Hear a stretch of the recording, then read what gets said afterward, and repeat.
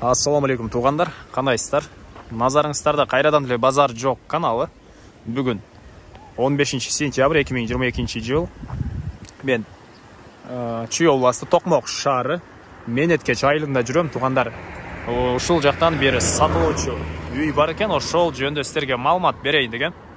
Биринчи болуп келүү жолун түшүндүрөйүн туғандар. Мен турган жер азыр Менеткеч айылынын чыгыш тарабындагы центральный трассасынын жээгинде турам.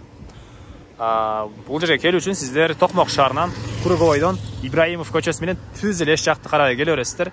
Келип жатып Менеткеч айылына жетесиздер. Жеткенден кийин сол тарапты карап келсеңиздер, сиздер бир дүкөндү, андан кийин эле өтсөңүздөр эле мондай кесилишти көрө аласыздар тугандар. Ушул кесилиш менен түз чыгышты карай 300-350 метрдей бассаңыздар сатылуучу үйүбүз жайгашкан. Анан видеонун башында эле айта кетейин. Ошол үйүбүзгө кошулуп, бул жактагы могу база жана 2 гектар айдоо жер менен сатылат экен. Мынакей бул контейнер менен турат.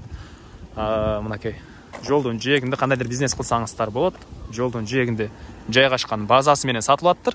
Кааласаңыздар өзүнчө деле алып койсоңуздар болот. Калган маалыматтарды азыр видеонун жүрүшүндө берем тугандар. Мынакей тугандар, келүү жолун түшүндүргөнчө бүгүнкү чыгышта сатылуучу үйгө да жетип келип калдым. Бул мынакей көчө тарабы. Батыш чек-арасы бул забор бүткөн жерге чейин, чыгыш чек-арасы бул жактагы воротобуздан кийинки кошунанын заборуна чейин болуп калат. Бул ушул көчө тарабы, көрүп турганыңыздардай ворота орнотулган. Бул көчө тугандар Токтобек көчөсү болуп калат. Жаныбызда мынакей мечит деле жакын жерде жайгашкан. Көрүнүп турат, 2 участоктон кийин мечит, анан мектепке бул жакта микрорайондун мектептерине, садиктерине барышат экен тугандар. Мына ушундай. Эми короосуна кирейинде калган маалыматтарды берейин. Бул жакта бир чоң ворота машина киргенге, бул жакта өзүбүз кирүү үчүн мындай эшик орнотулган. Бул мынакей үйүбүздүн короосу. Жердин аянты 10 сотук. Документтер боюнча техпаспорт, кызыл китеп бар тугандар. Үйүбүз жөнүндө айтсак, толук түрдө кирпич менен бүтүрүлгөн, 210 квадрат метр, 2 этаж тугандар. Сейсмопояс, колонна бары куюлган. Биринчи этаж менен экинчи этаждын ортосуна плиталар тышталыптыр, жана тышкы тараптан тугандар текстура болгон. Мындай. Бул алды тарабы киргенде мондай брусчатка чапталган. Жана бул жакта газонго жайлар, ал жактан машина киргенге кенен 2-3 машина баткандай жер бар экен. Бу жакта мынакей көрүп турасыздар. Үйүбүздүн чыгыш тарабынан мынтип навес даярдап атыр, навес кылган тугандар, почти бүтүп эле калган. Жана арты тарабында чоң огороту деле бар тугандар. Азыр сиздерге биринчи болуп чоң үйүбүздүн ички тарабын көргөзөйүн. Андан соң короосуна чыгып, да калган маалыматтарды берем.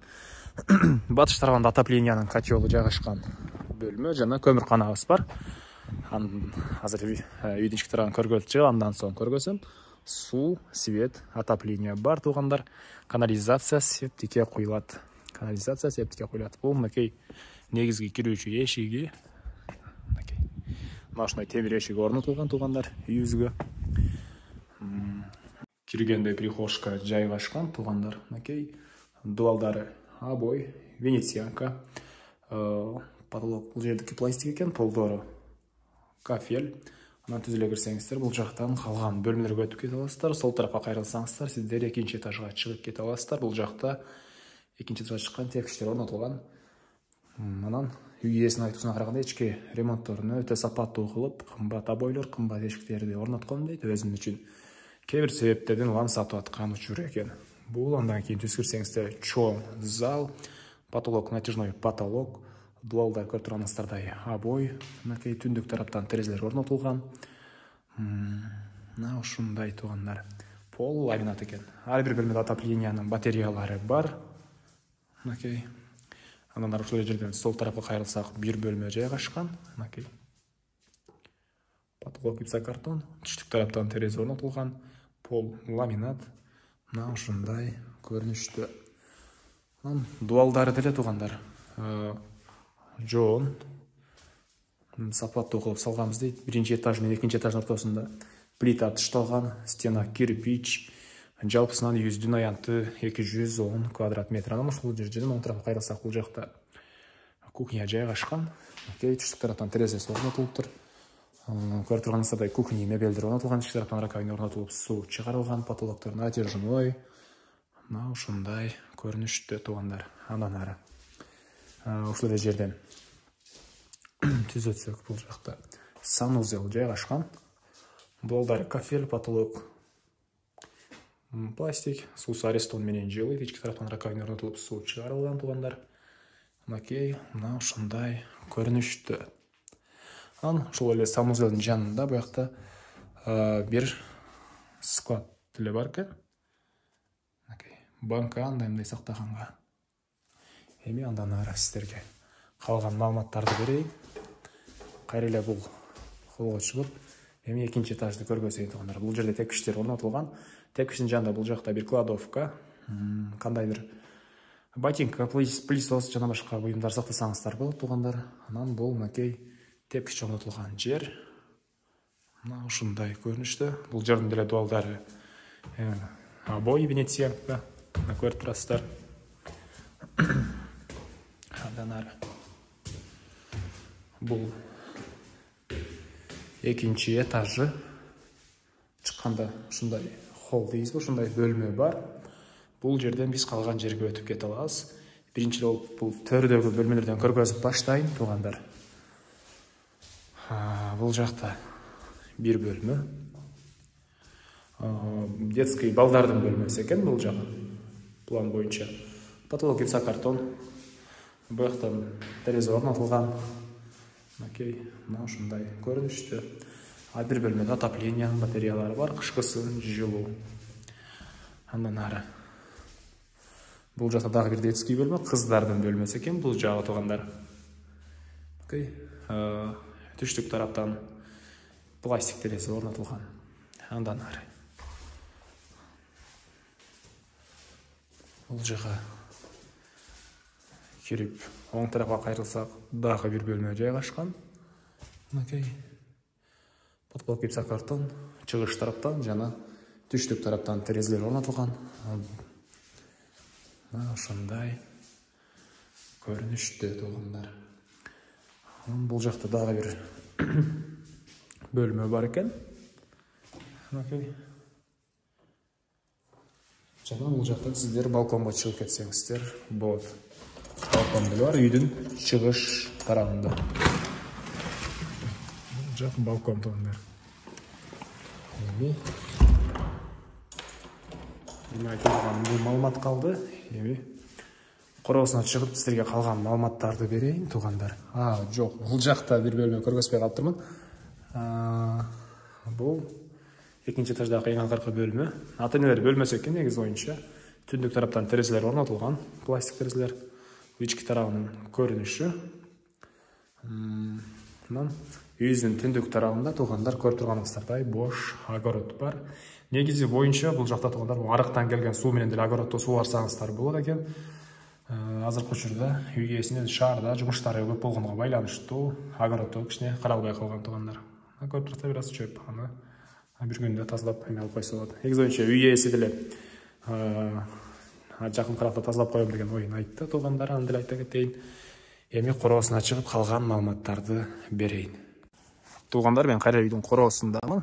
Эми сиздерге бул жактан бир чекинен көргөзүп кете берейин.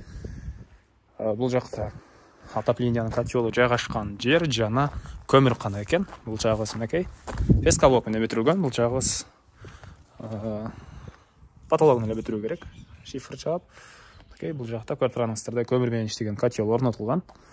Бул жагы көмүркана. Андан ары көрүп турасыздар, кошуна менен болгон чегаранын забору деле өтө эле бийик салынган. Адам бою секирсе да жетпейт ал жагына. Андан ары сиздер бул жактан машина менен кире аласыздар. Машина үчүн өзүнчө ворота, өзүңүздөр үчүн өзүнчө ворота коюлган. Чыгыш тарабы көрүп турганыңыздардай навес жана арты тарабында дагы ушунча бош жер бар. Жалпысынан жерин аянтып болсо, документтер боюнча техпаспорт, кызыл китеп баары бар экен. Жана ушунча огород бар. Бул үйүбүздүн түндүк тарабы. Жанагы балкон мынакей чыгыш, үйүбүздүн чыгыш бурчунда жайгашкан. Мынакей. Мына эмне чөп басып турганда билсеңиздер, туугандар, үй ээлери өзү шаарда жумуштары көп болгону байланыштуу анча деле огород каралбай калган. Негизи боюнча жана айткандай, арыктан чыккан суу бар, кенен кандайдыр жер жемиш бак эксеңиздер болот туугандар. Кээ чек көрүп эле байкап турасыздар, ушул заборлордон башталат чек туугандар. Мына ушундай айтылбаган эмне маалымат калды туугандар. Айтылбаган бир эле баасы калды окшойт бул үйүздүн. Бул үйүздүн баасыны $65,000 деп атышат. Сүйлөшүү болот. Ээсинин номерин экранга калтырам туугандар. Ээсинин номерини ээси тел деп калтырам, анан өзүмдүн каналдын номеринде мен 5 секундтук аралыкта кошуп кетем. Үй сатуучулар болсо ага кайрылсаңыздар болот. Анан адашып ага күн сайын 10-15 адам чалышат, үй сурапчы. Ээси тел дегенге чалыңыздар туугандар. Ошол ээлердин номери болот. Анан Базар жок каналынын номери деп мен жазып коем, ага үй сатчу болсоңуздар чалыңыздар. Ээсинин номери экранда 3 жолу катарынан чыгат. Жана описанияны мындай бассаңыздар да ошол жактан да көрө аласыздар. База $65,000 сүйлөшүү болот. Жана туугандар база бар экен, чоң бул ээсинин базасы бар, жана 2 гектар айдоо жери бар. Аны кошуп эгер алам десеңиздер, ал баасы $100,000 болот. Ал базасын өзүнчө $35,000 сатам деген ойнайт. Ал база жөнүндө деле азыр мындан кийинки чыгарышта сиздер видеосун көрүп аласыздар. Өзүнчө видео тартам базага. Мына ушундай туугандар. Өзүн алсаңыздар деле болот, $65,000 кааласаңыздар, база менен кошуп алсаңыздар, 2 гектар айдоо жери менен ал $100,000 сүйлөшүү болот. Азыр мындан кийинки видеону көрсөңүздөр, буюрса сиздерге база жөнүндө деле өзүнчө видео маалымат болот туугандар. Анда эмесе мен сиздер менен коштошом. Кийинки чыгарышка чейин туугандар, саламатта калыңыздар.